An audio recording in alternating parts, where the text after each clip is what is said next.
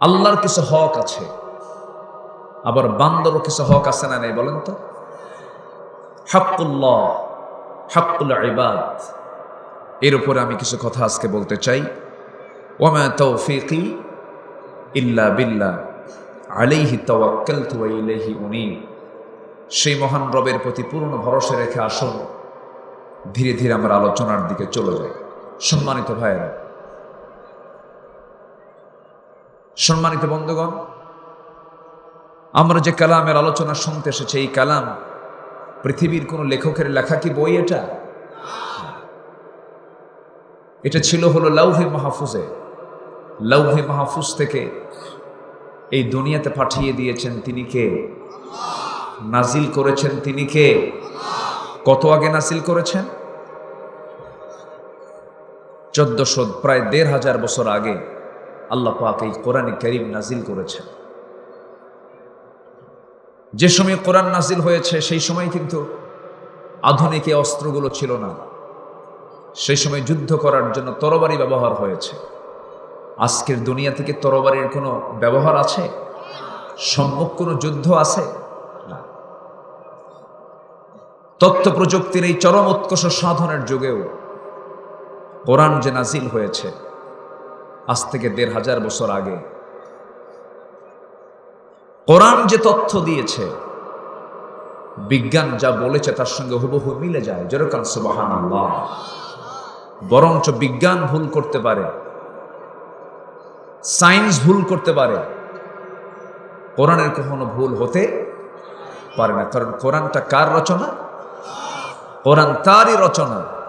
কোরআন তিনি নাজিল করেছেন যিনি আকাশের মালিক, যিনি জমিনের মালিক, যিনি সূর্যের মালিক, যিনি চন্দ্রের মালিক। তার পক্ষ থেকে এই কোরআন নাজিল হয়েছে।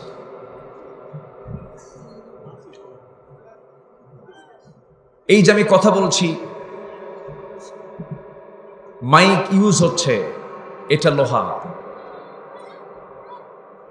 আমি যে গাড়িতে করে এসেছি লোহা। আপনি যে কাপড়টা পরে আছেন সেলাই দেওয়া হয়েছে লোহা দিয়ে, সুই দিয়ে। আপনি ধান লাগিয়েছেন, ধানটা কেটে আনবেন বাড়িতে, কি দিয়া? কি দিয়ে কাটেন? এলাকায় কি কয়? কাঁচি বলে। লোহা। আল্লাহ রাব্বুল আলামিন শুধু যদি এটাকে ধর্মীয় কিতাব আকারে দুনিয়াতে পাঠাতেন, তাহলে এই কিতাবের ভিতরে হাদিদ নামে, লোহা নামে কোনো সূরা থাকতো না। আল্লাহ পাক একটা সূরার নামকরণ করেছেন সূরাতুল হাদিদ, মানে হচ্ছে লোহা। হাদিদ মানে কি? লোহা। আল্লাহ রাব্বুল আলামিন বলেন, ওয়া আনজালনাল হাদিদ ফীহি বা'সুন শাদীদুন ওয়া মানাফিউ লিন-নাস। আমি আল্লাহ রাব্বুল আলামিন লোহা নাজিল করেছি যার মধ্যে রয়েছে প্রচন্ড শক্তি এবং মানুষের জন্য নানাবিধ উপকার। জোরে বলি সুবহানাল্লাহ। কোন কাজটা আপনি করতে যাবেন, যেই কাজে লোহার প্রয়োজন নাই, সব কাজেই লোহার প্রয়োজন। লোহা যদি আজকে দুনিয়াতে না থাকতো, মানুষ অচল হয়ে যেত, কিছুই করতে পারতো না। এই লোহাটা পৃথিবীর কেউ দেয় নাই, কেউ বানায় নাই। লোহাটা সম্পূর্ণরূপে নাজিল করেছেন যিনি, তিনি আমার কে? তিনি আমার কে? আল্লাহ তাআলা। রড ফ্যাক্টরি আছে না? লোহার ফ্যাক্টরি আছে না? নাই। কি ফ্যাক্টরির নাম কোন? দেখেন সবাই বলে ফেলেন বিএসআরএম, কেএসআরএম। কিন্তু এরা কিন্তু লোহা বানায় না, লোহা কিন্তু এরা উৎপন্ন করে না। কিয়ামত পর্যন্ত কোন মানুষের পক্ষে সুই বানাতে যে লোহা লাগবে, এতটুকু লোহাও কেউ বানাতে পারবে না। এই লোহাটা আল্লাহ তাআলা নাজিল করেছেন। নাজিল করা মানে কি? নিচ থেকে ওঠানো, উপর থেকে নাজিল হওয়া। বলেন, নিচ থেকে ওঠানো, উপর থেকে অবতরণ হওয়া। উপর থেকে যেটা নামে সেটাকে বলা হচ্ছে নাজিল। নাজিল হওয়া, অবতরণ হওয়া। আল্লাহ রাব্বুল আলামিন লোহাটা উপর থেকে নাজিল করেছেন। উপরে কোন জায়গা থেকে নাজিল হলো একটু কান লাগাবেন, মনোযোগ দিয়ে কথাগুলো শুনবেন। আমরা যে সূর্যের আলো দিনের বেলা যে ভোগ করি, সূর্যের যে আভ্যন্তরীণ তাপমাত্রা, আমরা পৃথিবীতে হয়তো 25, 30, 35, 40 ডিগ্রি সেলসিয়াস পর্যন্ত আমরা তাপমাত্রা পাই, কিন্তু সূর্যের যে আভ্যন্তরীণ তাপমাত্রা সেই তার পরিমাণ হলো 15 মিলিয়ন ডিগ্রি সেলসিয়াস। কেউ তো সুবহানাল্লাহ বললেন না। কত মিলিয়ন ডিগ্রি সেলসিয়াস? আমি কিন্তু 15 লাখ কই নাই, 15 মিলিয়ন। 15 মিলিয়ন ডিগ্রি সেলসিয়াস তাপমাত্রা সূর্যের। এই যে লোহা আমরা দেখতে পাচ্ছি, এই লোহা যদি কেউ বানাতে চায়, লোহা বানাতে যে পরিমাণ তাপমাত্রার প্রয়োজন হবে, বিজ্ঞান বলতেছে লোহা তৈরি করার জন্য যে তাপমাত্রার প্রয়োজন হবে তা হচ্ছে 5 billion degree Celsius. 5 billion degree Celsius তাপমাত্রা লাগবে। মিলিয়ন বলি নাই, 5 বিলিয়ন ডিগ্রি সেলসিয়াস তাপমাত্রা পৃথিবীর কোথাও নাই। এমনকি সূর্যের তাপমাত্রাও কিন্তু 5 বিলিয়ন নয়, 15 মিলিয়ন ডিগ্রি সেলসিয়াস। তাহলে এই লোহাটা আমরা পেলাম কেমনে? বিজ্ঞান বলতেছে মহাশূন্যের কোন সুপারনোভার হয়তো বিস্ফোরণ করতে পারে, সেখান থেকে লোহাটা নাজিল হয়েছে, পৃথিবীতে এসেছে। আল্লাহ রাব্বুল আলামিন আজ থেকে 1500 বছর আগে তিনি বলছেন ওয়া আনজালনাল হাদীদ, আমি আল্লাহ রাব্বুল আলামিন আকাশ থেকে আমার কুদরতি শক্তি দিয়ে আমি লোহা নাজিল করে দিয়েছি। জোরে বলি সুবহানাল্লাহ। সম্পূর্ণ অবদান কার? আসতে বলবেন না কার? আল্লাহ। সম্মানিত ভাইয়েরা, সম্মানিত বন্ধুগণ, কোরআন আল্লাহর পক্ষ থেকে নাজিল হওয়া কিতাব। কোরআনে অসামঞ্জস্য কোনো কথা নেই, কোরআনে এলোমেলো কোনো বক্তব্য নেই, কোরআনে অতিরিক্ত কোনো অর্থহীন কোনো একটা শব্দ চয়ন নেই। যা দরকার তাই বলে দিয়েছেন তিনি আমার কে? আল্লাহ তাআলা। আমার কথা কি বিরক্ত হচ্ছেন নাকি আপনারা?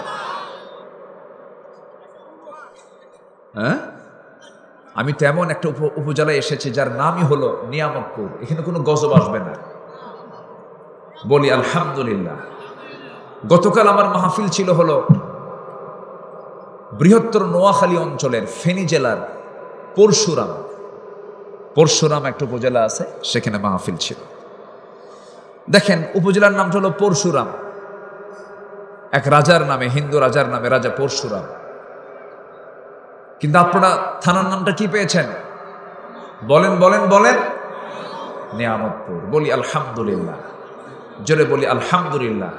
ভাগ্যিস মহাদেবপুর পান নাই নাকি? কি পাশে মহাদেবপুর? হ্যাঁ, যাক, সমস্যা নাই। শুধু দেব না, সাথে কি আছে? মহাদেবপুর। সম্মানিত ভাইয়েরা,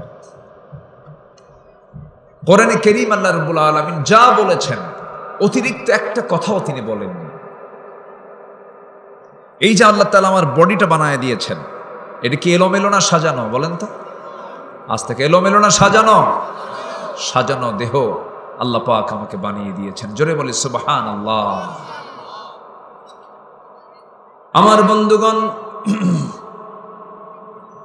চুলের জায়গায় চুল দিয়েছেন, কানের জায়গায় কান দিয়েছেন, নাকের জায়গায় নাক দিয়েছেন, চোখের জায়গায় চোখ দিয়েছেন, মুখের জায়গায় মুখ দিয়েছেন, হাতের জায়গায় হাত দিয়েছেন, পার জায়গায় পা দিয়েছেন।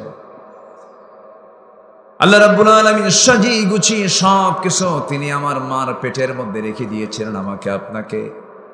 এই গোটা পৃথিবীর সমস্ত কিছু উৎপন্ন হতে গেলে যেই ফ্যাক্টরি লাগে, সেই ফ্যাক্টরিতে পর্যাপ্ত আলোর প্রয়োজন হয়। আলো ছাড়া ফ্যাক্টরিতে কোনো কিছুই তৈরি করা যায় না। কোনো কিছু তৈরি করার জন্য পর্যাপ্ত আলোর প্রয়োজন হয়। কিন্তু আমার আল্লাহ আমাকে আপনাকে এত নিখুঁত করে পাঠালেন, এত নিখুঁত করে বানালেন, কিন্তু এমন একটা ফ্যাক্টরিতে যে জায়গায় চুল পরিমাণ কোনো আলো নাই, ঘন কালো অন্ধকার, সেই মার পেটের মধ্যে তিলে তিলে মানুষ করেছেন তিনি আমাকে। খাওয়ায় দিয়েছেন কে? মার পেটে 10 মাস ছিলাম, পায়খানা পেশাব ছিল নাকি? ছিল? ছিল? ছিল না। দুনিয়াতে আসছি, শুরু হয়ে গেছে, থামে না। আপনি যত বড় মহারাজা হন আর যত বড় কিছু হন, আপনাকে যাইতেই হবে, পেশাব পায়খানা করতেই হবে। জান্নাতে আবার এই ঝামেলাটা নাই, আলহামদুলিল্লাহ বলবেন না? জান্নাতে এই ঝামেলা নাই, ঘুমও নাই, পেশাব পায়খানাও নাই, কিচ্ছু নাই। নাস্তিকরা কয়, হুজুর এগুলো কি কয়? পেশাব পায়খানা ছাড়া কোনোদিন থাকতে পারে মানুষ? বেকুব, তুই যে তোর মার পেটের মধ্যে 10 মাস ছিলি, পেশাব পায়খানা না করে থাকলি কেন? সুবহানাল্লাহ বলবেন না? সে আল্লাহ কি পারেন না জান্নাতে এরকম করে রাখতে পারেন না? অবশ্যই পারেন। জান্নাতে গিয়েও যদি বদনা হাতাই, জান্নাতে গিয়েও যদি পেশাব পায়খানায় সময় চলে যায়, তাহলে জান্নাত হলো ওটা কেমন? বল, জান্নাতে এই সমস্ত কোনো ঝামেলা থাকবে না। জোরে কোন সুবহানাল্লাহ। আবার গ্যাসের ওষুধও খাওয়া লাগবে না। বহুদিন পর একটা করে ঢেকুস মারবো, সব গ্যাস দূর হয়ে যাবে। গ্যাসটা হবে না কেন দুনিয়াতে? কম আমাদের খাবার কি ভালো? আজ থেকে খাবার কি ভালো? কি খাঁটি না ভেজাল না নির্ভেজাল? বলেন, ভেজাল না নির্ভেজাল? ভেজাল, খাদ্যে ভেজাল। তাহলে পেটটা ঠিক থাকবে কেমন?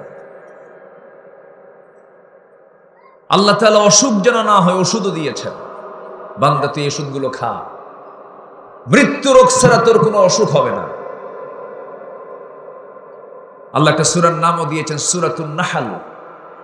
মৌমাছি, মৌমাছি মৌচাকে কি রাখে? বলেন, কি রাখে? সেই মধু পান করে কে? বলেন, মানুষ পান করে। এই মধু আল্লাহ রাব্বুল আলামিন মৌমাছিকে বললেন, বিভিন্ন ফুল ফল থেকে রসগুলো নিয়ে এসে মৌচাকে জমা করো। আমি মৌমাছির এই মধুর ভিতরে ফিহি শিফাউল লিন্নাস, সকল রোগের ঔষধ রেখে দিয়েছি। যেরকম সুবহানাল্লাহ।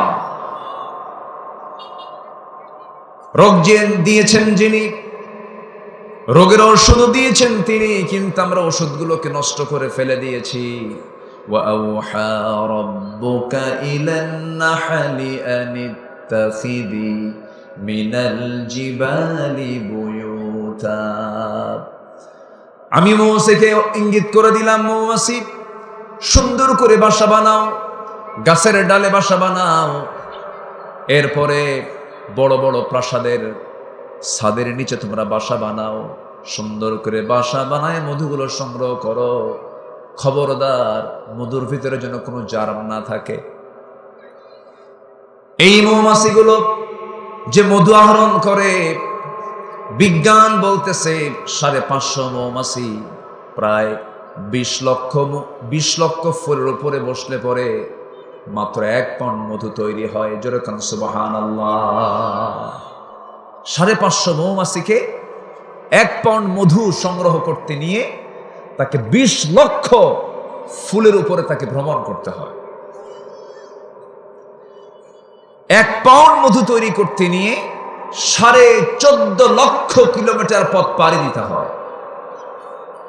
বলেন তো, সেই মধুর ভিতরে যদি কেউ ভেজাল দেয়, মিষ্টির শিরা ঢুকায় দেয়, তার ফাঁসি কি একবার দরকার না বারবার দরকার?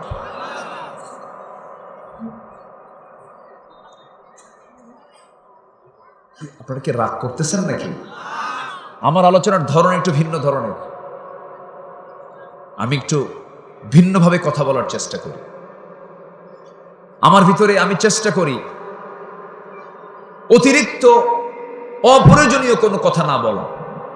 কোরআন থেকে যা আসবে এটাই আমি বলতে চাচ্ছি। আমাকে সময় দিচ্ছেন তো সবাই? জোরে বলি ইনশাআল্লাহ। তাহলে রোগ দিয়েছেন কে? রোগের ঔষধ দিয়েছেন কে? সেই মধুর ভিতরে মিষ্টি ঢুকালো কে? আল্লাহ কইছে। দেখেন,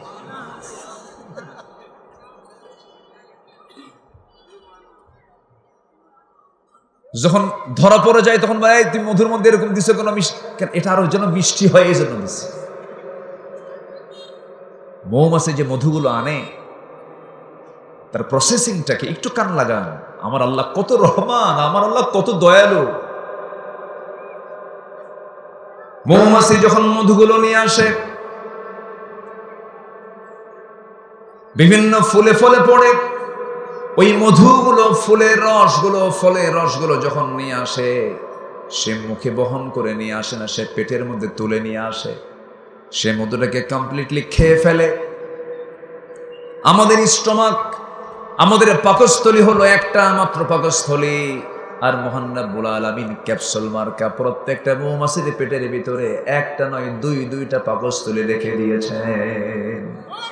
একটা হলো তার পেটের ক্ষুধা নিবারণ করার জন্য, একটা হলো পাকস্থলী, আর একটা হলো হানি স্টমাক, মধুর পাকস্থলী, মধু রাখার পাকস্থলী। মধুটা ওর মধ্যে তুলে রেখে দিয়া ওটাকে প্রসেস করে আস্তে করে নিয়ে চলে আসে মৌচাকে। দরজায় এসে নক করে, দরজায় পুলিশ মৌমাছি দাঁড়ায় থাকে। পুলিশ মৌমাছি অস্ত্র নিয়ে দাঁড়ায় থেকে বলে, তোমরা যে মধুগুলো নিয়ে আসছো দেখো তো পায়ের মধ্যে কোনো ময়লা আছে নাকি, আবর্জনা আছে নাকি। পুলিশ মৌমাছির টিম যখন কোনো মৌমাছির পায়ে যদি কোনো ময়লা দেখতে পায়, যদি কোনো আবর্জনা দেখতে পায়, কামড় মেরে ফেলে দেয়। কারণ জীবাণু কোনো মৌমাছি যদি ভিতরে ঢুকে যায়, সমস্ত মধুর কার্যকারিতা নষ্ট হয়ে যাবে। মৌচাকের ভিতরে আবার ফাংশন আছে। মৌচাকের মধ্যে যদি তাপমাত্রা বেশি হয়ে যায়, মধুগুলো নষ্ট হয়ে যাবে। স্বাভাবিক তাপমাত্রা হলো 35 ডিগ্রি সেলসিয়াস। 35 ডিগ্রি সেলসিয়াস তাপমাত্রা থেকে যদি 30 ডিগ্রিতে চলে আসে, মধুগুলো নষ্ট হয়ে যাবে। আবার 40 ডিগ্রি চলে গেলে মধু নষ্ট হয়ে যাবে।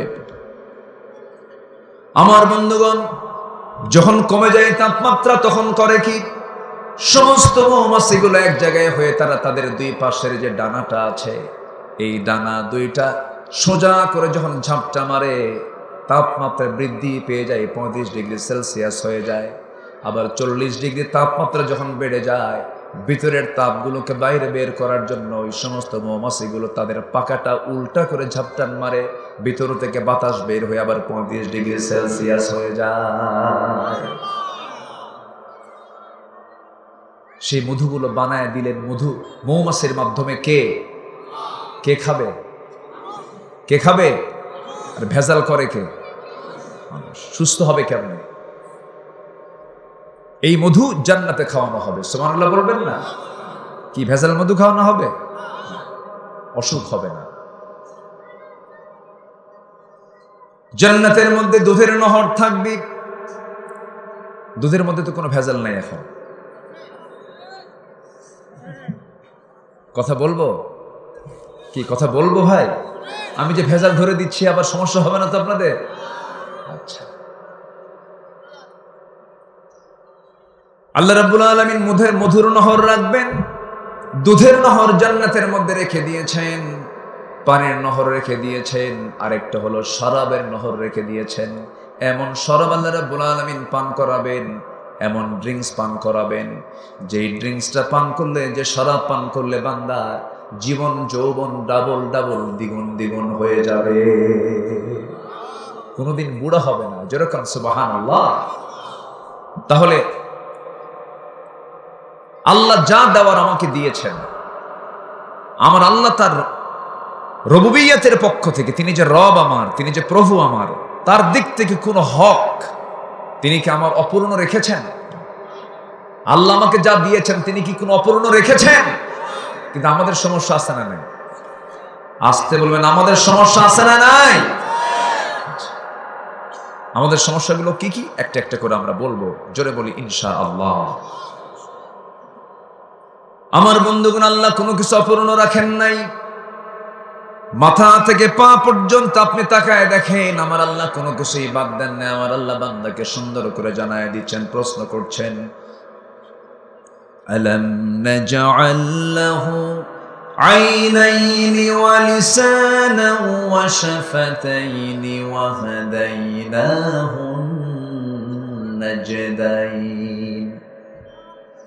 বান্দার আমি তোর টানা দুইটা চক্ষু দিয়েছি, সুন্দর দুটি ঠোঁট দিয়েছি, এত সুন্দর আকৃতি দিয়েছি, পৃথিবীর কোন সৃষ্টিকে এত সুন্দর করে বানাই নাই।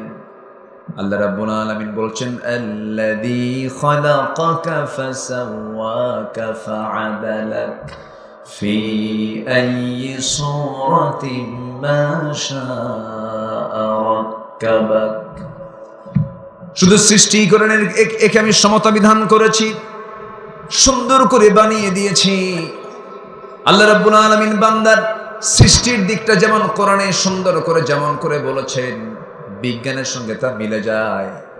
আজ বিজ্ঞানীরা প্রমাণ করেছেন, বিজ্ঞানীরা প্রমাণ করে দেখতেছেন যে চোখ এবং কানের মাঝে আগে কানের গঠন প্রক্রিয়া শুরু হয়েছে, মার পেটের মধ্যে কানটা আগে হয়েছে, এরপরে চোখটা আল্লাহ পাক বানিয়েছেন। তাহলে আল্লাহ পাক আগে চোখের কাজ কমপ্লিট করেছেন না কানের কাজ কমপ্লিট করেছেন? সিনিয়র কে বলেন? চোখ সিনিয়র না কান সিনিয়র? বলেন কি সিনিয়র? কান সিনিয়র। কানটা আগে আল্লাহ রাব্বুল আলামিন বানাইছেন। বিজ্ঞান যে কথা বলছে, আল্লাহ রাব্বুল আলামিন বান্দার সৃষ্টি নিয়ে সুন্দর করে এরকম করে সাজিয়ে বলছেন, ওয়ালা তাকফু মা লাইসা লাকা বিহি ইলমুন ইন্নাস সামআ ওয়াল বাসারা ওয়াল ফুআদা কুল্লু উলাইকা কানা আনহু মাসউলা। জোরে বলি আল্লাহু আকবার। আরেক জায়গায় বলছেন, ইন্না খালাকনাল ইনসানা মিন নুতফাতিন আমশাজ নাবতালিহি ফাজআলনাহু সামিআন বাসীরা।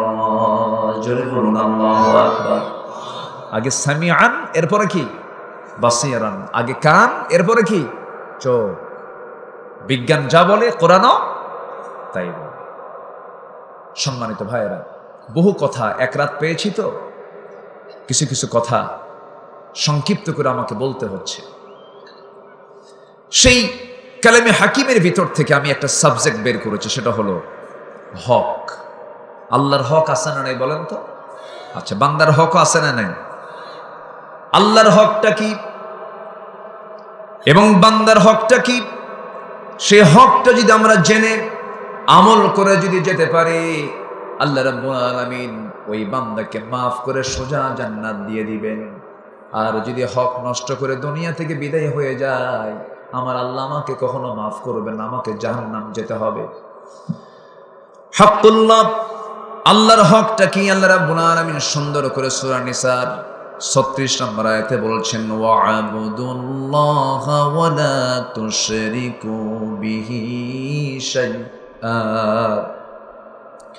ওয়া বিল ওয়ালিদাইনি ইহসানা ওয়া বিযিল কুরবা ওয়াল ইয়াতামা ওয়াল মাসাকিনি ওয়াল জারি যিল কুরবা والجار الجنب والصاحب بالجنب وابن السبيل وما ملكت أيمانكم إن الله لا يحب من كان مختالا فخورا. جرب الله أكبر. সূরা নিসা আয়াত নম্বর 36। এই আয়াতের মধ্যে হক আছে কার? আসতে বলবেন না কার? আবার বান্দার হক আছে না নাই? হক সম্বলিত আয়াত এটা।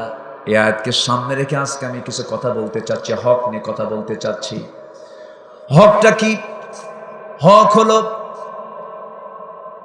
যা দরকার সেটা কি পুরোপুরি আদায় করে নেওয়া। যেরকম চশমার কাজ হলো চশমাটা চোখে রাখতে হবে, এই চশমাটা যদি চোখে না রেখে যদি আপনি মাথায় রাখেন, চশমার হক কি আদায় হবে নাকি? আদায় হবে না। ঘড়ির কাজটা কোথায় রাখা বলেন? হাতে রাখা। ঘড়ি যদি কেউ পায়ে রাখে হবে নাকি বলেন? হবে না। টুপিটা কোথায় রাখতে হয়? মাথায়। টুপি মাথায় না রেখে যদি হাঁটুতে রাখেন কাম হবে না। যেটা যে জায়গায় রাখা দরকার সেটাই হচ্ছে উপযুক্ত কাজ, এটাই হচ্ছে হক।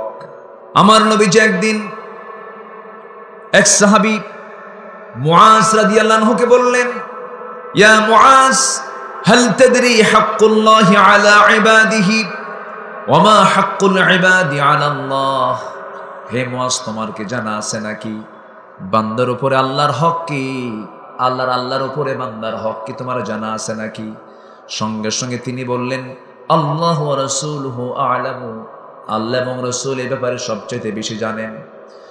আমার নবীজি বললেন ফাইন্না হাক্কাল্লাহি আলাল ইবাদি আন ইয়াবুদুহু ওয়া লা ইউশরিকু বিহি শাইআন ওয়া হাক্কুল ইবাদি আলাল্লাহি আল্লা ইউআযযিবা মান লা ইউশরিক বিহি শাইআন। বান্দার উপরে আল্লাহর হক হলো বান্দা কখনো আল্লাহর সঙ্গে শিরিক করবে না, আর আল্লাহর উপরে বান্দার হক হলো ওই বান্দাকে আল্লাহ বিনা হিসাবে জান্নাত দিয়ে দিবে। জোরে বলি সুবহানাল্লাহ। ওয়াজ শেষ করে দিলাম, আসেন এখন দোয়া করি। তাহলে এখন ব্যাখ্যার দরকার আছে না নাই? আসতে বলুন, ব্যাখ্যার দরকার আছে না নাই? এই দেশে কি শিরিক আছে? এই দেশে শিরিক আছে যারা আল্লাহর দেওয়া বিধান অনুযায়ী আইন না চালায়া, বিচার না করে, আল্লাহর দেওয়া বিধান অনুযায়ী যারা বিচার কার্য ফয়সালা করবে না, তারাই তো মুশরিক। মুসলিম পরিচয় দিয়ে যারা জমিনে আল্লাহর দিন কায়েম হোক এটা চায় না, যারাই চায় না তারাই সবচাইতে বড় মুশরিক। এরকম মুশরিক তো আমার দেশে নাই। হ্যাঁ, হাজার হাজার কইলেন? এদেশে হাজার হাজার জনগণ না কোটি কোটি জনগণ? লক্ষ লক্ষ জনতা। কি বলে জানেন? ১৫০০ বছর আগে নাজিল হওয়া কিতাবের আইন কি এখন চলতে পারে? ওই সমস্ত মধ্যযুগে আইন দিয়ে বর্তমান দুনিয়া চলতে পারে না। এই জাতীয় কথা বলে আমাদেরকে মৌলবাদী বলে গালি দিয়েছে 16 বছর, জঙ্গি বলে গালি দিয়েছে 16 বছর, রাজাকার ট্যাগ লাগিয়ে মুক্তিযোদ্ধা ওদের পৈতৃক ব্যবসা ছিল, ঠিক কিনা? সম্মানিত ভাইয়ের, এখন আর এগুলো চলে না, এগুলো আর খায় না, এগুলো আর চলতেছে না। রাজাকার ট্যাগ আর চলে না, জঙ্গিবাদ শব্দ আর কেউ নেয় না মাথায়। জঙ্গির নাটকও বন্ধ হয়ে গেছে। তো আজকে ৮-৯ মাস কোথাও কি শুনেছেন যে জঙ্গি অভিযান হয়েছে? এরকম শুনছেন কোথাও? এটা ছিল নাটক। 16 বছর এই নাটকগুলো করেছে তারা। এখন এই নাটক কেন বন্ধ হয়েছে? এই নাটকের যিনি মূল নাট্যকার তিনি এখন দিল্লি গিয়ে বসে আছেন। মাঝে মাঝে কয় চট করে চলে আসবে, কয় না? মাঝে মাঝে কয় না চট করে চলে আসবে। রাগ করতেছেন নাকি? রাগ করলেও কোনো যায় আসে না।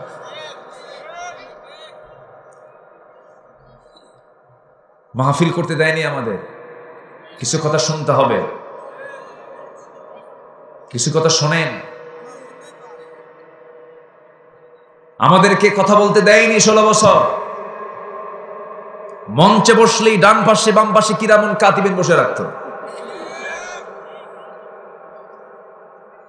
থানা থেকে অনুমতি নিতে গিয়ে কমিটির জুতার তলা ক্ষয় হয়ে যেত, অনুমতি দিত না।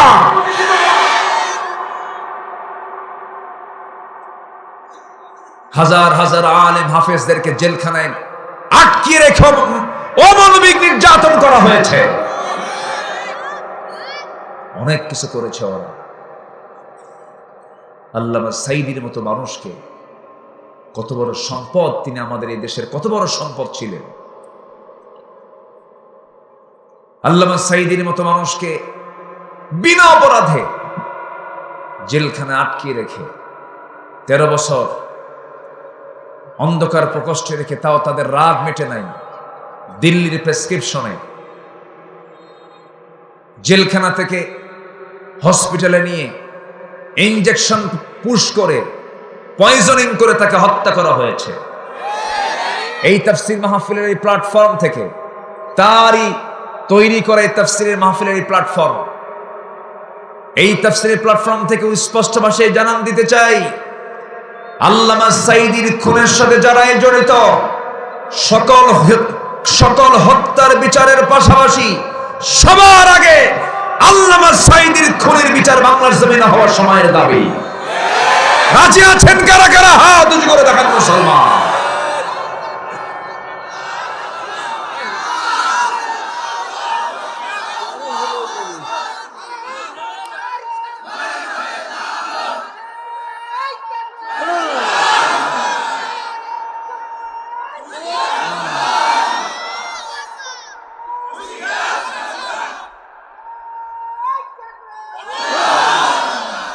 ওরা চেয়েছিল আলিমদেরকে বেইজ্জত করতে, আল্লাহ ওদেরকে ন্যাংটা করে বিদায় করে দিয়েছেন।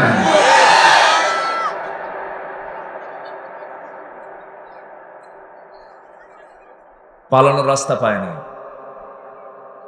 বিচারপতি কি মানিক জানো, চলে গেছে সিলেটে, ওদিক দিয়ে পার হয়ে চলে যাবে, ধরে ফেলছে সিলেটের মানুষ, ধৈরা বিসি শুদ্ধ আউট। এইদিকে এদেশের শীর্ষস্থানীয় ধনী হেলিকপ্টার নিয়ে নেত্রী বসে আছে যে আমার পিসা হুজুর আসবে।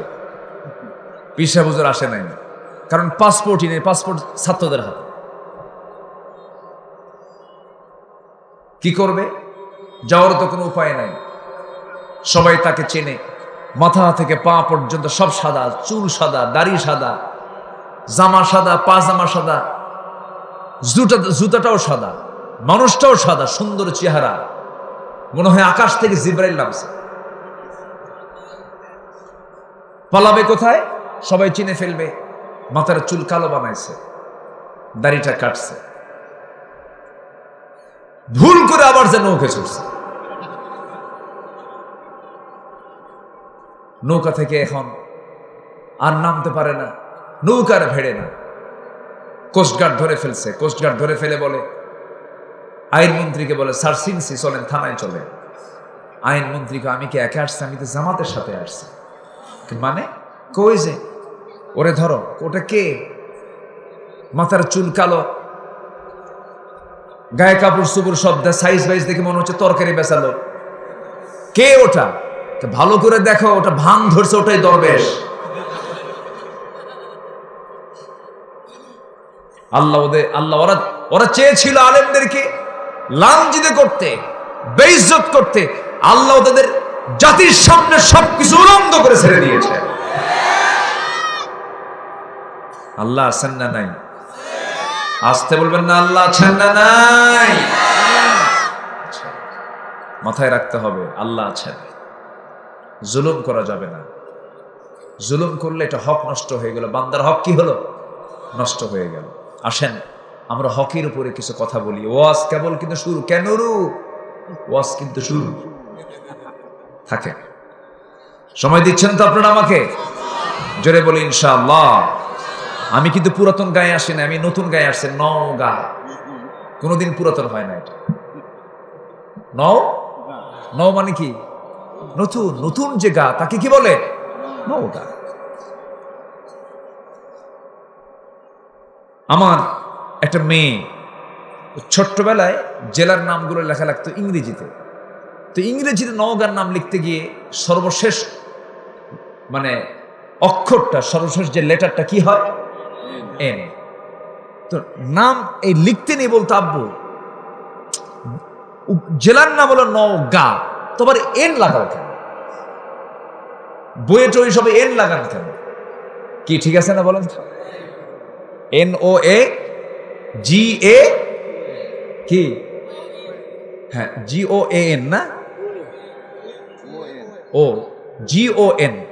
হ্যাঁ, নওগাঁ শেষে কিন্তু একটা এন লাগানো আছে।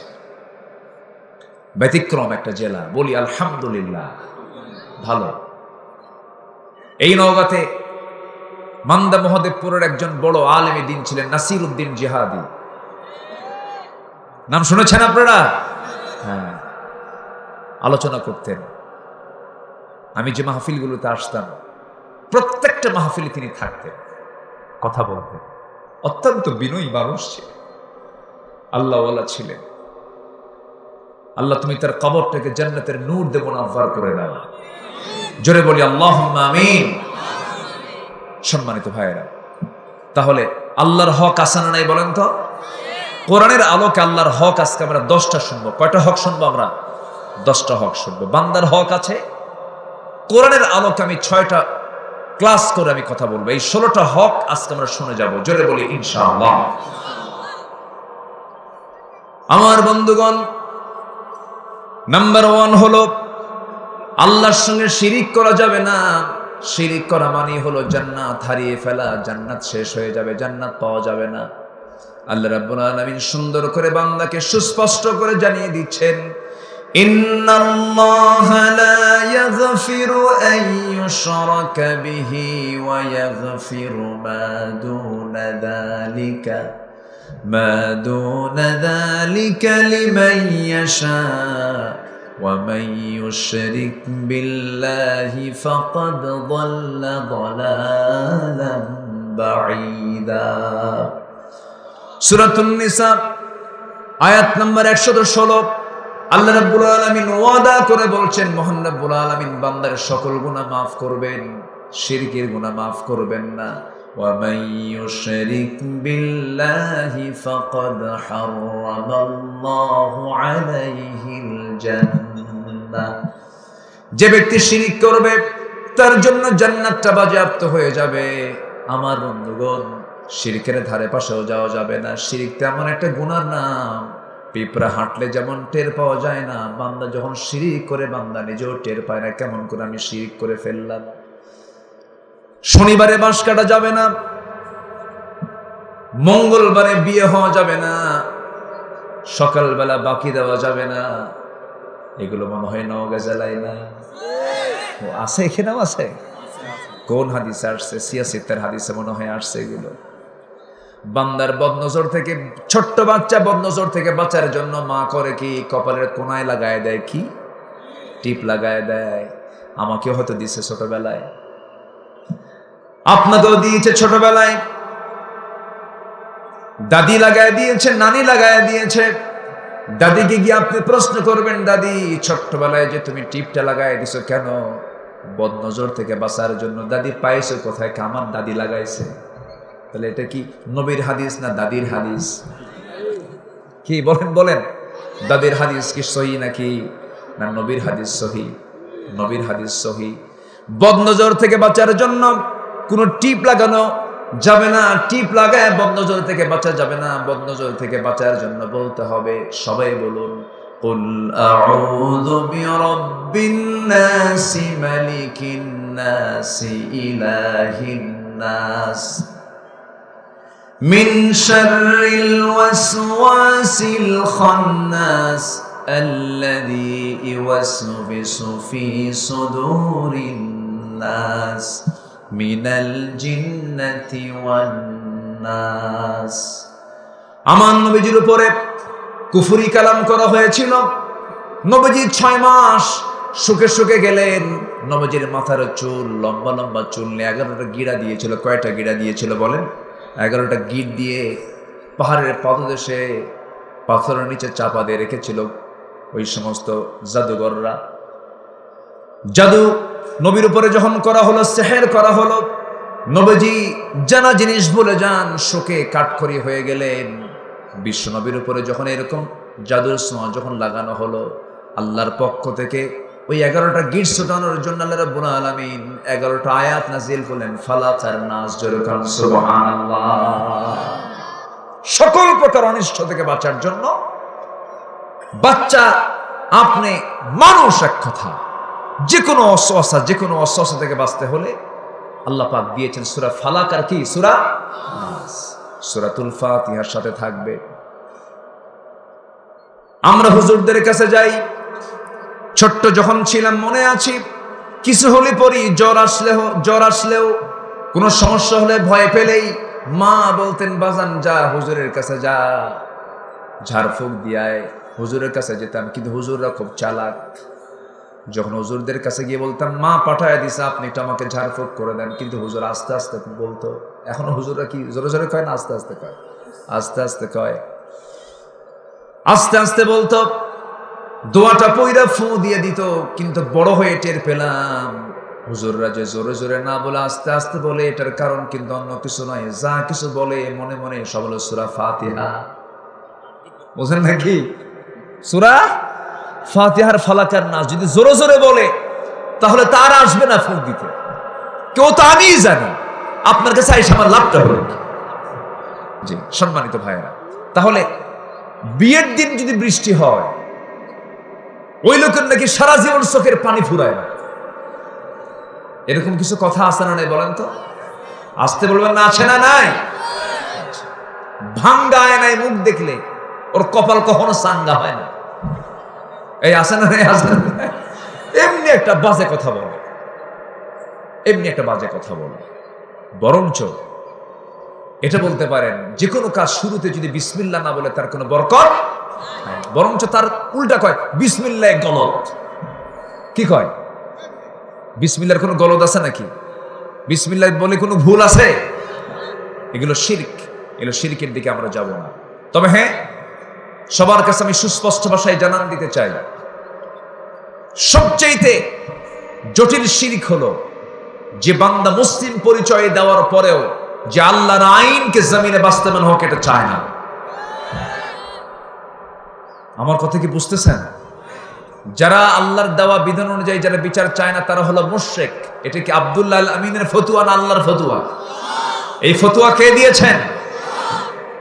একদম সুস্পষ্ট ভাষায় জানান দিয়ে দিবেন। আপনি কোন দল করেন আমি জানি না, যে দল নামাজের কথা বলে না, যে দল নামাজের আইন প্রতিষ্ঠা করতে চায় না, যে দলের নেতা সুদ ভিত্তিক অর্থনীতিকে বিশ্বাস করে, যে দল সুদ প্রতিষ্ঠা করে, যে দল বেশ্যাবৃত্তির লাইসেন্স দেয়, এই 54 বছরে যারা এই ক্ষমতায় ছিল তারা যাকাত চালু করেছে না সুদ চালু করেছে? সুদ চালু করেছে। অতএব সব দেখা শেষ। কেউ চালিয়েছে দেশ 9 বছর, কেউ চালাইছে 16 বছর, কেউ চালাইছে 25 বছর, কেয়ারটেকার গভর্নমেন্টটা কয়েক বছর। সব দেখা শেষ। আগামীর দেশ আমরা দেখতে চাই কোরআনের দেশ, ইসলামের দেশ। আমরা আগামীর সরকার দেখতে চাই নামাজের সরকার। রাজি আছেন কারা কারা? হাত উঁচু করে দেখেন মুসলমান।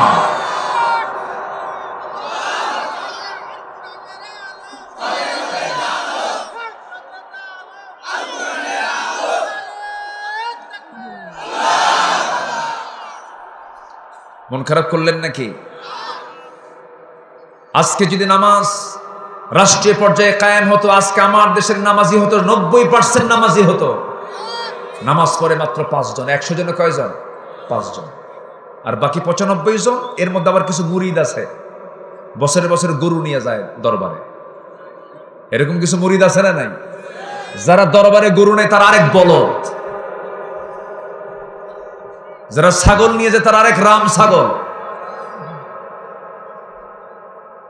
দরবারে যায়, পীর সাহেবের মুরিদ হয়, পীর সাহেব বলে দেয় কোনো চিন্তা না, আমার মুরিদ যখন হয়েছে আমি তোমার জাহাজে করে জান্নাত পার করে জাহান্নামে নিয়ে যাবো। যা, আমার আমল নামা আমাকে নিয়ে যেতে হবে, সামনে দাঁড়াতে হবে আমাকে একা। কার সামনে? আসতে বলবেন না, কার সামনে? আল্লাহ বলছেন ইকরা কিতাবাক, ইকরা কিতাবাক। আল্লাহ এখানে বলেন না ইকরাউ কিতাবুকুম, কিতাবাকুম, ইকরাউ কিতাবাকুম বলেননি, ইকরা কিতাবাক। কি বহু বচন না এক বচন? বলেন আলেম ওলামা আছেন না, বহু বচন না এক বচন? ইকরা কিতাবাক। তুমি তোমার আমলনামা নিজে পাঠ করো। আল্লাহ একজন একজন করে ডাকবেন, বিচার করবেন পাই টু পাই। আমাকে কেউ বাঁচাবেন না, আমাকে বাঁচাবেন তিনি কে? আমাকে রেহাই দিবেন তিনি আমার কে? আল্লাহ তাআলা। শিরকের কাছে যাওয়া যাবে না। নাম্বার 1 হয়ে গেল। 10টা হকের 1 নম্বরে বললাম, অনেক লম্বা লম্বা কথা ছিল, সময় তো আজকে নাই, শর্ট করে বলছি। নাম্বার 2 হলো আল্লাহর হক হলো আল্লাহর প্রতি বান্দা ঈমান আনবে। আল্লাহর প্রতি বান্দা কি করবে? ঈমানটা আনবে। কিন্তু ঈমান শুধু আনলেই হবে না, টিকেও থাকতে হবে। ঈমান আনাটা যায়, কিন্তু টিকে থাকাটা দারুণ কঠিন ব্যাপার। আবু হানিফা রাহমাতুল্লাহর নাম সবাই শুনেছেন। আবু হানিফা রাহমাতুল্লাহ তিনি জালিম সরকারের কোনোদিন তিনি পক্ষ অবলম্বন করেন নাই। তার সময় একজন জালিম বাদশা ছিল, বাদশাহ মনসুর। বাদশাহ মনসুর তাকে এসে প্রস্তাব দিল, আবু হানিফা, আমি তোমাকে আমার রাষ্ট্রের আইন মন্ত্রী বানাতে চাই, কাজী বানাতে চাই, বিচারপতি বানাতে চাই। সঙ্গে সঙ্গে আবু হানিফা রাহমাতুল্লাহ বললেন, ও বাদশাহ মনসুর, জালিম শাসকের অধীনে থেকে বিচারপতির চেয়ার আমার নেওয়ার কোনো আকাঙ্ক্ষা নাই, আমি বিচারপতি হব না। বারবার তাকে চেষ্টা করা হলো, তিনি রাজি হলেন না। শেষ পর্যন্ত তাকে ধরে এনে জেলখানায় ঢুকানো হলো। আবার আমার দেশে এমন হুজুর আছে, এমন আলেম আছে, যেদিন হাসিনা পালাইছে সেদিন বাইতুল মুকাররমের খতিবও পালাইছে। এই আছে না নাই? বিশ্বের ইতিহাসে এটা নাই, কিন্তু বিশ্বের ইতিহাসে এটা নাই যে শাসক পালাইছে তার সঙ্গে খতিবও পালাইছে। কারণ ওই খতিব হলো কার দেওয়া খতিব? ওই শাসকের দেওয়া খতিব, একই লাইনের, তো পালাইছে একসাথে। এরকম বদমাইশ মার্কা বাতিল নেতৃত্ব আলেম নামের কিছু কুলাঙ্গার আছে না নয়? আমার দিকে তাকান, একটু কথা শোনেন। ঈমান এনেছি, ঈমান নিয়ে টিকে থাকবো। জোরে বলি ইনশাআল্লাহ, জোরে বলি ইনশাআল্লাহ। ঈমান নাই, ঈমান এনেছি, ঈমান নিয়ে টিকে থাকবো। বাদশাহ মনসুর যখন বলল, আবু হানিফা, যতক্ষণ পর্যন্ত আমার কথাকে তুমি ফলো না করবে তোমাকে জেলখানায় থাকতে হবে। আবু হানিফা বললেন, বাতিল শক্তির কাছে মাথা নত করবো তোমার কেমন করে বিশ্বাস হয়? হাসতে হাসতে ফাঁসির মঞ্চে চলে যাব, কিন্তু বাতিল শক্তির কাছে মাথা নত করবো না। 8 বছরও তিনি জেলখানায় ছিলেন। কত বছর? 8 বছরও তিনি জেলখানায় ছিলেন। তার বৃদ্ধা মাকে একদিন ধরে আনছে তার সামনে। তার মাকে ধরে এনে তার মার সামনে সন্তানকে পিটাচ্ছে। মার চোখে পানি। আবু হানিফা রাহমাতুল্লাহ মনে মনে চিন্তা করছেন, হারে মার চোখে পানি, মা যেন কোন টেনশনটা করছেন। এবার আবু হানিফা বলছে, মা তুমি কি চিন্তা করো? আবু হানিফার মা বলে, সন্তানরা, তুই আমার চোখের পানি দেখে তুই অবাক হবি না, ভয় পাবি না। আমি তোর শাস্তি দেখে ভয় করছি না, আমি ভয় পাচ্ছি হলো তোর প্রতি যে অত্যাচার গুলো করতেছেন, না জানি তুই বাতিল শক্তির কাছে মাথা নত করিস নাকি। আমার মন চায় এই সমস্ত অত্যাচার গুলো সহ্য করতে করতে এক পর্যায়ে তুই শহীদ হয়ে যাবি, আর আমি শহীদের মা হওয়ার গৌরব অর্জন করে আমি আল্লাহর সামনে দাঁড়াতে পারবো। সুবহানাল্লাহ। যেমন মা তেমন সন্তান, যেমন মা তেমন বেটা। কি এখানে কে যেন কইছে বেটা? যেমন মা তেমন বেটা। আমার বন্ধুগণ, ঈমান এনেছি, আমার ঈমান নিয়ে টিকে থাকবো। এক সাহাবীর কথা মনে হয়ে গেল। সেই সাহাবীর বাড়ি হলো মক্কা এবং মদিনার ঠিক মাঝখান বরাবর তার বাড়ি। ছোট্টবেলায় বাপকে হারিয়েছেন, চাচার কাছে মানুষ হয়েছেন, চাচা তাকে ধীরে ধীরে বড় করেছে। যখন তার বয়স হয়ে গেল, দিন পেলেন, ইসলাম পেলেন, কালিমা গ্রহণ করলেন, ইসলাম কবুল করলেন। চাচার কাছে নিউজ চলে গেল, চাচা বলে ফেললো, ভাতিজা শুনলাম তুমি নাকি কালেমা পড়েছ, কতটুকু সত্য বলো তো? সঙ্গে সঙ্গে ভাতিজা বলতেছে, চাচা আপনি শুনবেন কেন, আপনি অনুমান করেন কেন? আমি তো ইসলাম কবুল করেছি, কোনো সন্দেহ রাখি নাই, আপনি আমাকে অনুমান করে বলছেন কেন, সন্দেহ করে বলছেন কেন?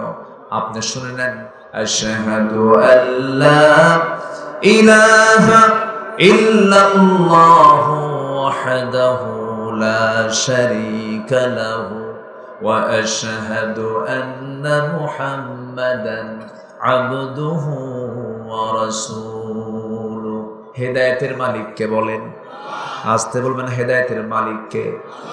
আমরা ১৫০০ বছর পরে এসে পৃথিবীতে এসেছি, আমরা মুসলমান হতে পেরেছি, বলি আলহামদুলিল্লাহ। আর আমার নবীর যুগের কিছু কিছু মানুষ নবীকে দেখেও তারা ইসলাম কবুল করতে পারে নাই। তাদের চাইতে আমাদের ভাগ্য খারাপ না ভালো?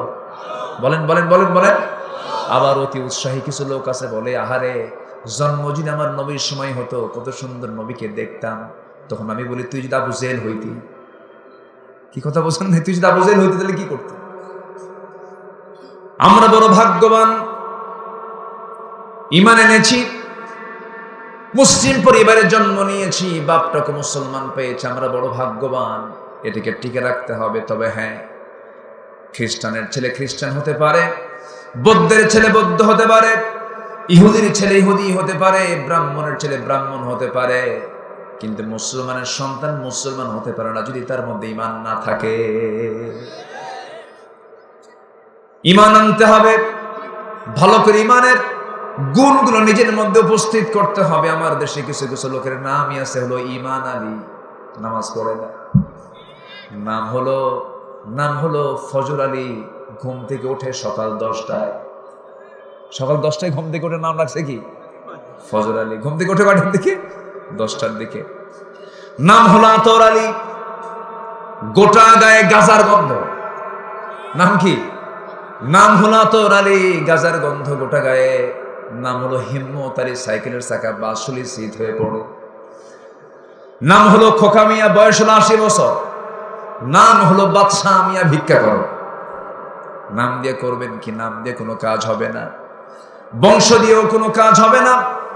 নাম আর বংশ দিয়ে যদি কাজ হতো, পিতার পরিচয়ে সন্তান যদি জান্নাত পেয়ে যেত, সন্তানের পরিচয়ে পিতা যদি জান্নাত পেয়ে যেত। ইব্রাহিম আলাইহিস সালাতু ওয়াস সালাম, তিনি হচ্ছেন একজন আল্লাহর পয়গম্বর, তার বাপ হলো আজর, জান্নাতি না জাহান্নামী। আমার বন্ধুগণ, শুধু ভালোবাসা দিয়ে যদি জান্নাত পাওয়া যেত, আবু তালেব জান্নাত পেয়ে যেতেন। আমি তাকে তিনি বলি, এই জন্য বলি কারণ গোটা পৃথিবীর মানুষ আমার এক জায়গায় করে যদি বলা হয় তোমরা কি পরিমাণ, গোটা পৃথিবীর মানুষ যদি এক জায়গায় হয়ে যায়, আর আবু তালেবের ভালোবাসা যদি আপনি এক পাল্লায় দিয়ে দেন, আমার নবীর প্রতি আবু তালেবের ভালোবাসাই বেশি ভারী হয়ে যাবে। ভালোবাসা ছিল তার 16 আনা। ছোট্ট ছেলে আলীকে পাশে রেখে আবু তালেব আমার নবীকে বুকের সঙ্গে জড়িয়ে রেখে 3 সন্তানকে মানুষ করেছে। যেরকম সুবহানাল্লাহ। কে কে নবীর কি হয়? জান্নাতি না জাহান্নামী? কি নাই? আস্তে কয় কি নাই? ঈমান আনা কার হক? আস্তে বলবেন না, কার হক? রাসূলকে খুব ভালোবাসি, শুধু ভালোবাসলেই হবে না, রাসূলের প্রতি দরুদ পড়ি, শুধু দরুদ পড়লেই হবে না। রাসূল যে দিন কায়েমের জন্য সংগ্রাম করেছেন, দিন প্রতিষ্ঠার জন্য কাজ করেছেন, সেই কাজের আপনি বিরোধিতা করবেন আর ইয়া নবী সাল্লাম আলাইকে বলবেন কোনো কাজ হবে নাকি? কোনো কাজ হবে না। নবীজি বদর যুদ্ধ করেছেন, নবীজি উহুদের যুদ্ধে চলে গেছেন, বাতিলদের বিরুদ্ধে তিনি সোচ্চার হয়ে দাঁড়িয়েছেন। এটা আমার আপনার জন্য করতে হবে, এটা হচ্ছে আনুগত্য। আমার বন্ধুগণ, আমার নবীজির প্রিয় সাহাবী, মক্কা মদিনার ঠিক মাঝখান বরাবর তার বাড়ি। সেই সাহাবী যখন কালিমার ঘোষণা দিয়ে দিলেন চাচার সামনে, চাচা বলতেছে, ভাতিজা, বাপ তোর মরে গেছে ছোটবেলায়, আমি তোকে তিলে তিলে বড় করেছি, তুই এতিম ছিলি, আমি তোকে বড় করেছি, আমি আমার নিজের সম্পত্তিও তোর হাতে তুলে দিয়েছি, তোকে দলিল করে দিয়েছি, আর তুই এত বড় আচরণটা তুই আমাকে দেখালি, আমার শত্রু মুহাম্মদের হাতে বায়াত গ্রহণ করলি। তুই কি জানিস এই দিন গ্রহণ করার জন্য, এই ঈমান টানার জন্য তোর ফলাফল কি হতে পারে? চাচা বলেন কি হতে পারে? আমি তোর সমস্ত সম্পত্তিগুলো আমি জোর করে তোর হাত থেকে আমি নিয়ে নেব। মুস্কে হাসি মেরে বলছেন, চাচা আপনি ভাবতেছেন বুঝি সম্পদের দাম বুঝি আমার কাছে ঈমানের চাইতে বেশি? না না, হাসতে হাসতে সমস্ত সম্পত্তি আপনাকে আমি এক্ষুনি দিয়ে দিলাম, ঈমান দিতে পারবো না। যেরকম সুবহানাল্লাহ। আর আমার দেশের ঈমান আলী 10 টাকার বিড়ি পায়া ঈমান বেচে খায়। কয় টাকার বিড়ি পায়া? ঈমান বিক্রি করে দেওয়া যাবে না। সব সম্পত্তিগুলো চাচা নিয়ে নিল। রাগের ঠেলায় জামার কলারটা টান মেরে ধরে, জামাটা টান মেরে ছিঁড়ে ফেললো, জামাও খুলে নিল, পরনের পাজামাটাও খুলে নিয়েছে, উলঙ্গ করে ঘর থেকে বের করে দিয়েছে। সাহাবী উলঙ্গ হয়ে ঘর থেকে বের হয়ে মার দরজার কাছে গিয়ে নক করে বলছেন, মা দরজাটা খুলো, আমার দিকে তাকায় না মা, ঈমান এনেছি, ঈমানের উপরে টিকে থাকার কারণে আমার চাচা সব তো নিয়ে নিয়েছে, আমার লুঙ্গিটা পর্যন্ত খুলে নিয়েছে, দেখো তোমার ঘরের মধ্যে কোনো ছোট্ট কাপড় আছে কিনা, সতরটা কোনো মতো ঢাকার সুযোগ করে দাও। একটা চাদর দেওয়া হলো, সেই চাদর দিয়ে কোনো মতো তিনি সতরটা ঢাকলেন। আরব দেশে বছরে 1টা মাস থেকে 2টা মাস প্রচন্ড শীত থাকে, ওই সময় শীতকাল চলতেছিল, ঠান্ডা ঠান্ডা পরিবেশে। শুধুমাত্র সতরটা তিনি ডেকে মাকে বলছেন, মা আমাকে বিদায় দিয়ে দাও, পৃথিবীর কোনো দরবার ভালো লাগে না, আমার কাছে শ্রেষ্ঠ দরবার হলো আমার নবীর দরবার। নবীর দরবারে রওনা দিলেন। গভীর রাত, কনকনে শীতের ভিতরে কাঁপতে কাঁপতে গিয়ে নবীর দরবারে গিয়ে পৌঁছলেন। দরজায় নক করলেন, নবীজি দরজা খুলেই দেখেন কাঁপতেছে যুবকটা, থরথর করে ঠান্ডায় কাঁপে। কিচ্ছু প্রশ্ন করলেন না, ভিতরে চলে গেলেন। আমার নবীজির বরকতি দেহের বরকতি জুব্বা, দুইটা জুব্বা হাতের মধ্যে এনে নিয়ে বলতেছে, যুবক কথা পরে বলবো, এই জুব্বা তোমাকে দিয়ে দিলাম, জুব্বা দুইটা তুমি পরে নিবা। জোরে কোন সুবহানাল্লাহ। রাসূল এবারে বললেন, যুবক তোমার পরিচয়টা কি বলো, কি হয়েছে তোমার এই অবস্থা, কেন খালি গায়ে তুমি এসেছো কেন, কি হয়েছে সম্পূর্ণ তিনি খুলে বললেন। রাসূল বলছেন, ও আমার সাহাবী, তুমি চিন্তা করো কেন, তোমার চাচা তোমাকে বস্ত্রহীন করেছে, আমি আমার গায়ের জুব্বাটা আমি তোমাকে দিয়ে দিলাম। সম্মান কমলো না বাড়লো? আস্তে সম্মান কমবে না বাড়বে? ঈমান আনলে পরে দুনিয়াতে সম্মান বাড়বে, আখিরাতে সম্মান বাড়বে। আমার নবীজি বললেন, সাহাবী কোনো চিন্তা করো না, যাও আহলে সুফার সদস্য হয়ে যাও, তুমি চলে যাও। আসহাবে সুফার সদস্য বানায় দিলেন, চলে গেলেন। তার আগে রাসূল বললেন, ও সাহাবী তুমি আমার কাছে কোনো কিছু চাইবে না, হুজুর আপনি আমার জন্য একটু দোয়া করে দেন। আমার নবীজি দোয়া করে দিলেন। আকাশের দিকে দুটো হাত তুলে দোয়া করছেন, আল্লাহ তাআলা আমার এই সাহাবী আব্দুল্লাহ যুলবাসাদাইন দিন গ্রহণ করতে গিয়া তার সবকিছু, দুনিয়ার সবকিছু সে বিক্রি করে ঈমানটাকে সে কিনে নিয়েছে। আল্লাহ গো, আমরা আব্দুল্লাহ যুলবাসাদাইনের জান এবং মাল তুমি আল্লাহ কাফের বেঈমানদের জন্য হারাম করে দাও।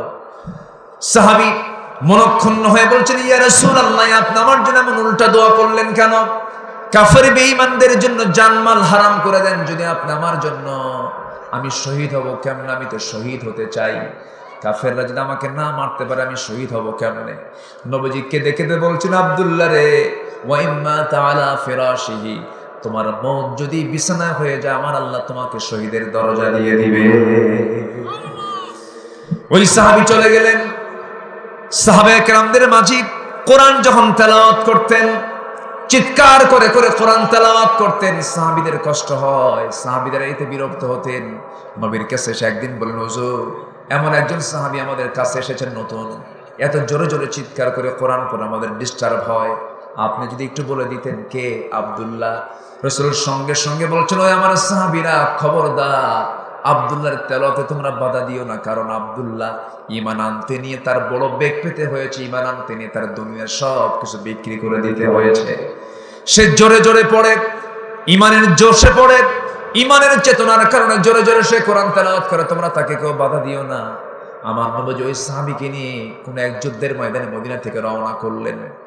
যুদ্ধ শেষ হয়ে গেল, সেই যুদ্ধের ময়দান থেকে ফিরে আসলেন। ফিরে আসার পথে আমার নবীর কানে সংবাদ আসলো, হুজুর আপনি কি জানেন আপনার সেই প্রিয় সাহাবী আব্দুল্লাহ খুব অসুস্থ, রাসূল বলছেন ভালো করে সেবা করো। 3টা দিন পরে সাহাবীরা আবার সংবাদ দিয়ে বলছেন, হুজুর বহু চেষ্টা করলাম কিন্তু আব্দুল্লাহকে বাঁচাতে পারলাম না, আব্দুল্লাহ দুনিয়া থেকে বিদায় হয়ে গেছে। আমার নবী ইন্না লিল্লাহি বলে বললেন, সাহাবীরা শোনো, আমার এই প্রিয় সাহাবী আব্দুল্লাহ যুলবাসাদাইনের জানাজার নামাজ কেউ পড়াবে না, আমি রাসূল নিজে তার জানাজার দায়িত্ব গ্রহণ করে নিলাম। জানাজা শেষ হয়ে গেল, নবীজি চোখে অশ্রুপূর্ণ, নবীজি কাঁদতেছেন আর বলছেন, সাহাবীরা আমার আব্দুল্লাহর কবর দেওয়ার জন্য কবর খনন কোথায় করেছো, কবরস্থান কোথায় করেছো? হুজুর ওই যে 2 পাহাড়ের ঠিক মাঝখান বরাবর চিপায় আমরা কবরটা খনন করেছি। রাসূল বলেন, সাহাবীরা আমাকে তোমরা সবাই মিলে আমাকে নিয়ে যাও আব্দুল্লাহর কবরের কাছে। আব্দুল্লাহর কবরে আজকে আব্দুল্লাহকে কেউ নামাবে না, আমি নিজে আমার 2 হাতে আমি আব্দুল্লাহর লাশটা আব্দুল্লাহর কবরে রেখে দেব। সুবহানাল্লাহ। আমার নবীজি কবরের পাশে গিয়ে দাঁড়ালেন, 2জন সাহাবীকে ডাক দিচ্ছেন, আবু বকর ডানে আসো, আমার ওমর বামে আসো। 2জনকে 2 পাশে রেখে দিয়ে আমার নবীজি কবরে নামলেন। 2জনকে নামতে বললেন, নেমেছেন মোট কয়জন? 3জন সাহাবী। 2জন সাহাবী আমার বিশ্বনবী নামলেন, মাঝখানে তিনি দাঁড়ালেন, হাতটা আগায়া দিয়ে বলছেন, সাহাবীরা আমার কলিজার টুকরা আব্দুল্লাহরে আমার হাতে তুলে দাও, আমার আব্দুল্লাহকে আমার হাতে তুলে দাও। ঈমান কি হারে এনেছেন তারা। নবীজি এতটাই খুশি হয়েছেন, আব্দুল্লাহকে যখন নবীর হাতে তুলে দেওয়া হল, রাসূল বলেছেন, আবু বকর আমার আব্দুল্লাহর মাথাটা ধরো, ওমর আমার আব্দুল্লাহর পাটা ধরো। তিনজন মিলে কবরে শোয়া দিলেন। শোয়া দিয়া বুকের উপরে হাত রেখে আকাশের দিকে তাকায় আমার নবীজি দোয়া করছেন, আল্লাহ তাআলা এই মুহূর্ত পর্যন্ত আমি আব্দুল্লাহর উপরে সন্তুষ্ট আছি, তুমি আব্দুল্লাহর উপরে সন্তুষ্ট হয়ে যাও, আব্দুল্লাহকে তুমি আল্লাহ মাফ করে দাও। এই দোয়া যখন শুনতেছিলেন, পাশে দাঁড়িয়ে থাকা একজন সাহাবী সাদ ইবনে আবি ওয়াক্কাস রাদিয়াল্লাহু আনহু যখন এই দোয়াটা শুনতেছিলেন, চিৎকার মেরে মেরে বলছেন, আল্লাহ আমি আজকে জীবিত সাদ না হয়ে যদি মরা সাদ হতাম আর ওই কবরের বাসিন্দা যদি হতাম, আমার জীবনটা বড় ধন্য হতো। কারণ যে কবরের বাসিন্দা এমন একজন ব্যক্তি যাকে নামানোর জন্য বিশ্বের সেরা মানুষ রাসূল আর দুজন সেরা মানুষ ওমর আবু বকর, তার কবরের নামে সুবহানাল্লাহ। ঈমান আনা এবং ঈমান নিয়ে টিকে থাকা। ঈমান এনেছি, ঈমান নিয়ে আমরা টিকে থাকবো। ইন্নাল্লাযীনা ক্বালু রাব্বুনাল্লাহু সুম্মা ইসতাকামু তাতানাজ্জালু আলাইহিমুল মালায়েকা আল্লা তাখাফু ওয়া লা তাহজানু ওয়া আবশিরু বিল জান্নাতিল্লাতী কুনতুম তুআদুন। জোরে বলুন আল্লাহু আকবার। ঈমান যারা আনবে, যারা বলবে আমার রব আল্লাহ এবং তার উপরে টিকে থাকবে, যারা তাদের জন্য জান্নাতের ওয়াদা করেছেন, তিনি আমার কে? আরো জোরে বলেন, তিনি আমার কে? নাম্বার ৩ হলো আল্লাহর হক। মোট কয়টা বলেছি বলেন? 10টা। নাম্বার ৩ হলো আল্লাহর ভয় করা। কার ভয় করা বলেন? আল্লাহর ভয় করা। ইত্তাকুল্লাহা হাক্কা তুকাতিহি ওয়া লা তামুতুন্না ইল্লা ওয়া আনতুম মুসলিমুন। নাম্বার ৪ হলো আল্লাহর বিচার ফয়সালাকে মেনে নেওয়া। আল্লাহ যে বিচারে দিয়েছেন সেই ফয়সালাকে মেনে নিতে হবে। ইনিল হুকমু ইল্লা লিল্লাহ। নাম্বার ৫ হলো সালাত কায়েম করা, যাকাত আদায় করা। নাম্বার ৬ হলো হজ করা। হজ করব আমরা কার জন্য? কার হক এটা? ওয়া আতিমুল হাজ্জা ওয়াল উমরাতা লিল্লাহ। হজ করব কার জন্য? কিন্তু নামের আগে হাজি কেন? হজ করছি কার জন্য? দুনিয়ার নামের আগে হাজি কেন? হাজি না বললে মন খারাপ করে, এমন হাজি আছে না নাই? আবার হয়তো কমিটির নাম লেখা হয়েছে সভাপতিকে আব্দুল করিম মিয়া, কিন্তু হাজি শব্দ বাদ পড়ছে। তখন বলে, তোমার কি একটু হুঁশ নাই, সম্মান বোঝো না? ৭.৫ লাখ টাকা খরচ করে হজ করে আসছি, নাম লিখে দাও হাজি সাহেব। আছে না? বলে আছে না নাই? তাহলে সে কি হজকে আল্লাহর জন্য করলো? আল্লাহ বলছেন হজ কার জন্য করতে হবে? এটা আল্লাহর হক। নাম্বার ৭ হলো সিয়াম পালন করা, রোজা পালন করা। রমজান তো চলে গেছে, এই মাসে বুঝে রোজা নাই। আসতে কয়টা রোজা? আরো জোরে কয়টা? আরো জোরে কয়টা? যারা একটাও রাখেন নাই, এই সামনে আরো ৬টা রোজা রাখার সুযোগ আছে না নাই? বলেন রাখবো। যে ব্যক্তি ৬টা নফল রোজা রাখবে, সুম্মা তাবাহু, এবং রমজান মাসের পরবর্তী শাওয়াল চাঁদের যারা ৬টা রোজা রাখবে, আল্লাহ রাব্বুল আলামিন গোটা বছর নফল রোজার সওয়াব তার আমলনামায় দিয়ে দিবেন। জোরে বলে সুবহানাল্লাহ।